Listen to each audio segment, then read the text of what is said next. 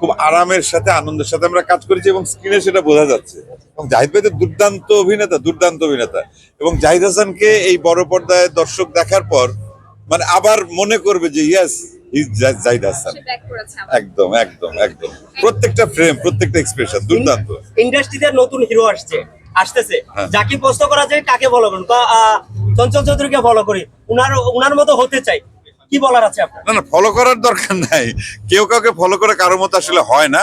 প্রত্যেকটা অভিনেতার উচিত নিজের আইডেন্টিটিটা দাঁড় করানো, নিজের পরিচয়ে পরিচিত হওয়া। অমুকের মতো হলে ওটা তো শেষ, গন্তব্য শেষ। সেজন্য নিজেকে একটা আলাদা জায়গায় প্রতিষ্ঠিত করা, যেন তার নামে সে পরিচিত হয়, এটা বলবো। কোন হলে যাবেন কালকে? দেখি সিনেমা কালকে কোন হলে যাবে, এটা তো আমাদের প্রমোশন যে টিম আছে এরা আসলে ডিসিশন দেবে রাতে, যে কোথায় কোথায় আমাদের ভিজিট করতে নিয়ে যাবে।